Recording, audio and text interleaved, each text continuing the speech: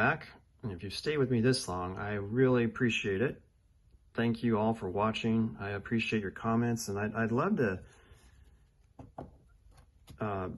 hear feedback, comments on what you think about what I've been doing with my collection, curating it. So one of the goals I had for this year, I haven't shared much of them around on the channel much, was to grade a lot less. Sending cards off for grading, I kind of went a little crazy with that last year. It was a little off the rails. Really want to reel that in. I didn't regret any of it. It's just a space thing. It just becomes a point where there's just, especially the SGC size slabs, it just gets to be hard to store them. I don't have a huge wall display yet up, and I don't have a lot of space to store them otherwise. So that being said, what's the next best thing? And some of you guys out there have been doing this, but if I've missed someone, I am sorry if I haven't seen your beautiful slabs you're making yourselves. But Dylan at Double D Vintage, it seems like I'm always mentioning him on every time I'm doing a video, has really inspired me to go down the Z-Mag. And I know like John P. Collects has been doing Z-Mags, and there have been some other guys out there too. If I've missed your name again, I am sorry, because I know these things cost a little bit of money. I have been curating my collection with the Z-Mag Pros, as you see there. I've also been kind of making rudimentary labels, taught myself how to run off on something like this, the Avery labels. It's nothing really big, huge level of superior, wouldn't call it superior label making. It's nothing like what maybe Dylan's look like, or what some of you guys are getting from Mag Pro themselves, making them for you. But I first experimented off with the oversized cards that won't fit in these Mag Pros. I don't know if they make them. Maybe someone knows that, could comment below. I am not being endorsed, and I'm not endorsing Mag Pro. I'm not receiving anything to do this. But the first thing I want to show is the labels and how I started making them for these cards. And these are some of the cards that I don't know if I would have graded at SGC. I don't think I really would do that now. And here's a guy you don't see every day. Shout out to Vintage Card Steve. Want to see a card of an everyday, I'd say a bench player, but he actually played, this guy actually played a lot. He was actually really good friends. He's probably the best friend of Ted Williams on the team. He understood him, I guess, the best. Lepicio is a very light-hitting infielder.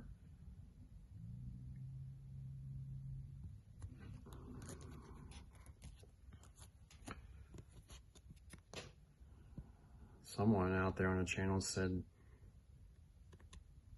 buy low, Pat, sell them high. Really love the 55 top set. You can see the label on there now. And then one of my all-time favorite cards that I've had a long time. I would never slab it. It just doesn't need to be slabbed, because I also want to be able to take it out and hold it. It's my first Ted Kluszewski card in the self-graded pour one. I can just take it out and hold it.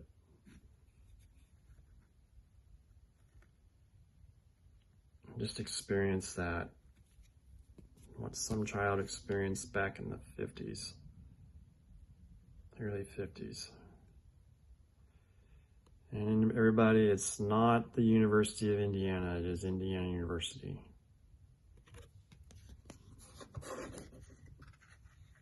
He was an all-American tight end for the Hoosiers in an era of, right after that post-war, the Hoosiers for a few years there were really good, about 4 years in a row. Well, you're like, where's the Z-Mags? Okay, where's the slabs? All right, here we go. So this is what I've been doing. I've just been buying sparkly construction paper, printing off the label, and putting it on the slot above and putting the card in there. So here we've got Chris Sabo. On the back, 1998 or 88 NL Rookie of the Year, which he was. And in person, the pink on the bottom of where the name is was a lot closer to the pink on the top. I don't know. But that's why what I'm trying to do is find a way to color match these. And you can see here this beautiful 68 Topps Advent Imp. It's kind of a salmon, maybe even a peach background, but I thought the pink would look good on it too. So I have many different colors. Here's one, sticking with the pink theme. With the Mets on the bottom, the letters I thought would match. And I'm just kind of spot grading these myself, and I've just been having a blast doing this.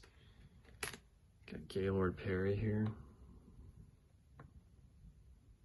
Again, in person, that on the camera, it looks very orange, but it's really supposed to be pink. In person, it looks more pink.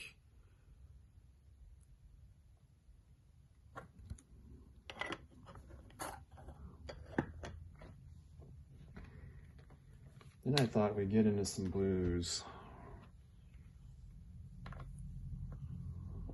And although it's not exactly the same, here we got another, just a classic set, or subset, the 58 All-Star Topps. Ernie Banks. This is an otherwise very nice card. But with the paper loss at the top, a little bit across his face, I just wouldn't submit it. I probably overgraded it a 2, but why not? Take that out there.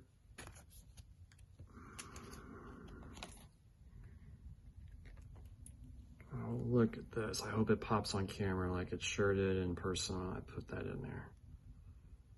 This is my favorite Billy Williams card, the 1966 Topps high number. Not graded because I don't have the thing there, the flip the softy flip card saver that I submitted it in, but this was one of my last PSA submissions. I submitted it back in the summer, it took forever, comes back, min size not met. And it does look like it's probably been either trimmed or factory. It didn't explain, just said min size not met, although SGC will usually put down if they think there's evidence of trimming. Maybe it's just cut in the factory that way, I don't know, but it is slightly thinner, kind of a bummer for what I paid for the card ungraded. And it really, really made me do 2 things. This card really changed my mind about a couple of things. Grading too much, grade for a purpose, much better purpose than that. Even though I thought it was a great purpose, this is a high number, I thought maybe this will come back a 4. I'm thinking with my wallet instead of thinking with my collector heart, my wallet brain instead of the collector heart. And this is all about collecting, and just the beautiful sky, the orange around the Cubs and on his name at the bottom. The great follow through. Just enjoy the card, the beauty of the card. Here we go on the back. And the second thing, put it in a slab yourself. These are not that expensive. Mr. Williams goes there. And then we can flip up some green with some modern. Here we go. This was the Donruss Signature Series, Millennial Marks. I've always loved this series. So a little bit of modern here. It looks like, he signed 1,000 of these. This is number 952. And this interest still looks, you know, pretty reasonable. It's like he took the time and effort to put it in there. Great player. Just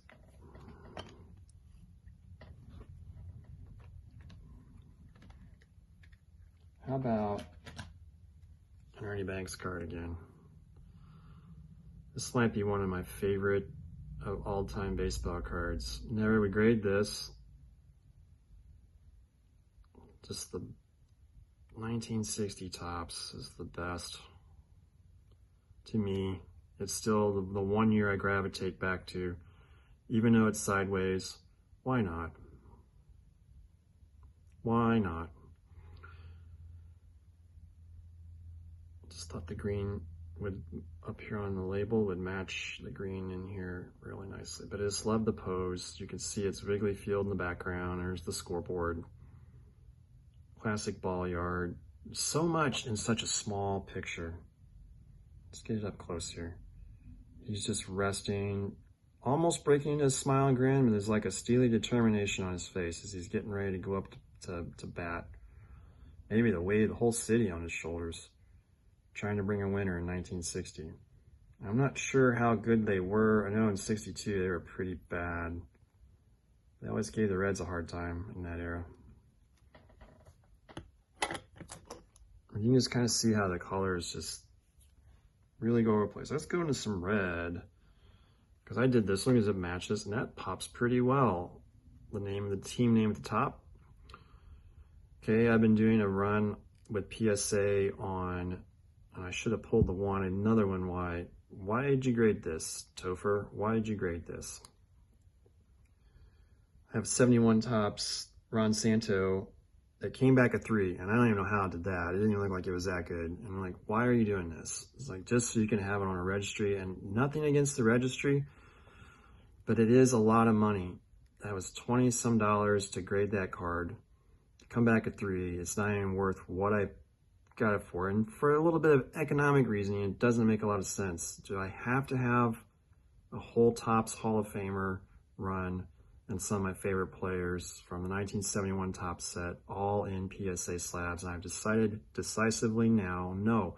Certain ones, yes, maybe like rookies, if I find them. And had a beautiful Catfish Hunter come back in a 6. Then I had several come back in a 4, and that's all right, but a little bit off, a little bit on eye appeal. But this one, I could send it in. It probably would do well, but I just would rather do this now.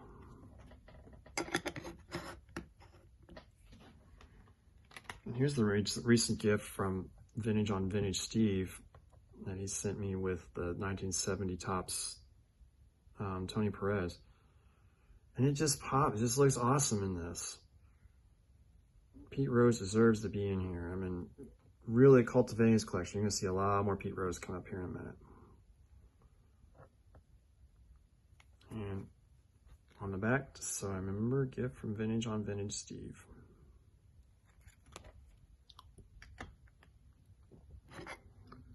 Move some of these back over here as I get to.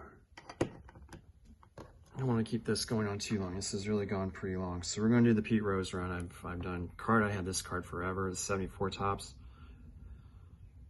My goodness. Yeah, it is off some, but I would never grade it because of this. Serious gum staining here. Guess it's gum staining. But it deserves to have its day. And I like to talk about the story of the gum stain on the back.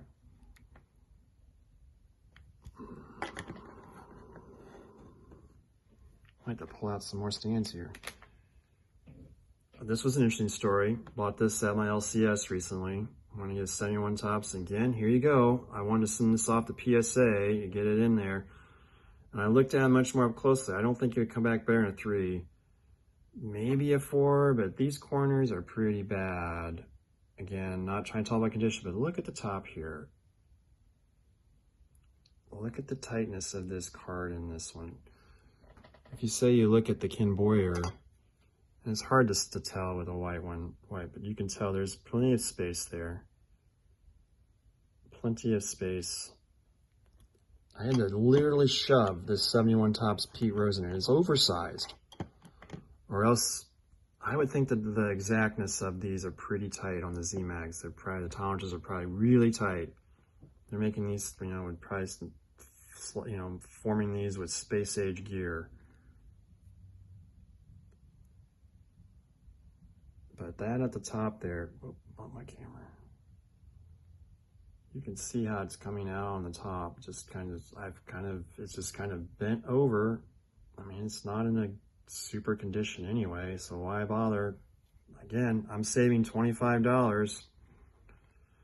You get to 4 cards graded at PSA, you include shipping and all that, you're over $100. I'm not trying to take away from anyone that likes to grade with PSA. Go for it. But just, I'm trying to be a little smarter this year after last year with where my hobby dollars are going. And this has just been so much fun once I just got myself to figure out how to do these things. Okay, what do we got here? Oh, wow, all right, here's a nice one. If you're watching, Dylan, here's another thing I've learned this has afforded me. This was also a February pickup, got on the last day of February in, $8 to my door. Well, it might have been another $1 for shipping, maybe a little bit of tax in there. So maybe $10. Pete Rose, 70 Tops All-Star. And as Dylan has talked about before, and I've talked about before, it is just tough to get these in superb eye appeal. Now this one isn't perfect, but Pete Rose is hopeless to find one. If you've got one that's really well eye appeal, very, very well centered, show it. Let me know in the comments below. But it's tough. It is tough in this whole set. And it's a high number. But what does this afford me?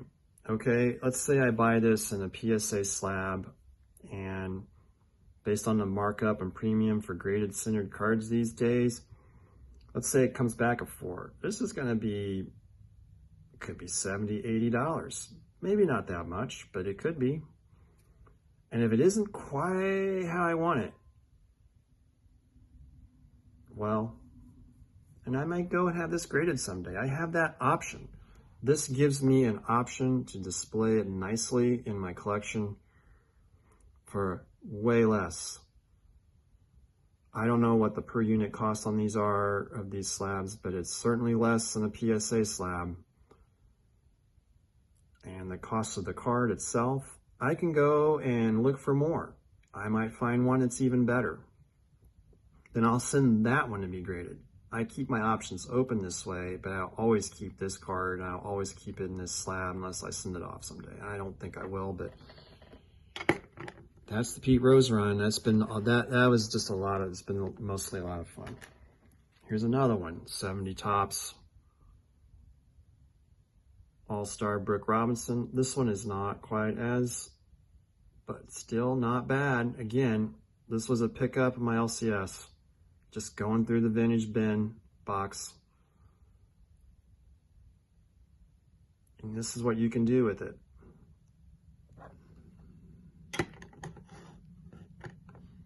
One more to show, and I'm cutting out. Oh, I'm sorry, 2 more to show. And so, Boog Powell. And I have not got, on the back I put 1970 MVP. I haven't gotten that. Didn't make that label yet.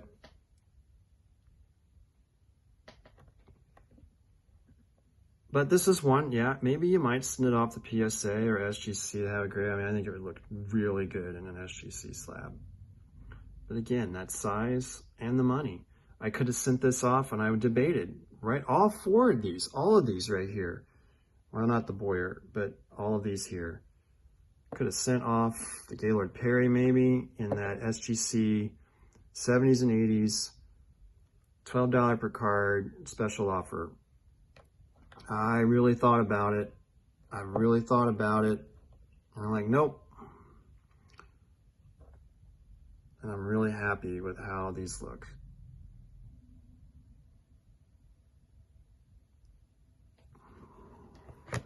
One more. Back to modern. One of my favorite, I'm not much into relic cards or game use stuff, but game worn jersey.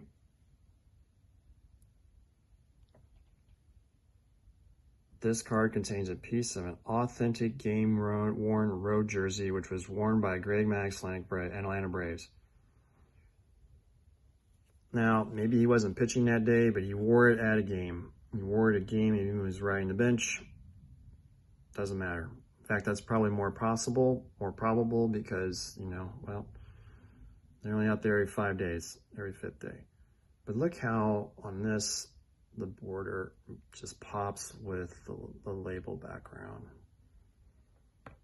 There is nothing high-tech in this at all. It probably looks real amateurish and doesn't look great, but from a distance, if you're looking at these cards up on a wall slab from 10, 15 feet away, I think it's going to look great.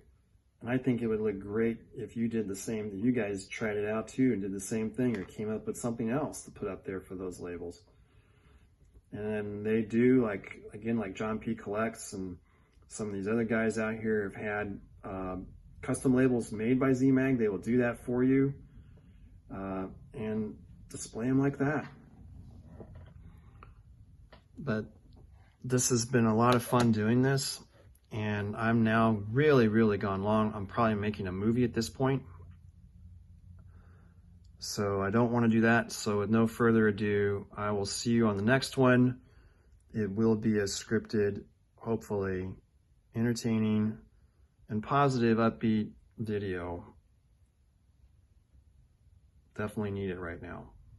So with that, enjoy the rest of your Sunday evening into your work week, and good night and good luck.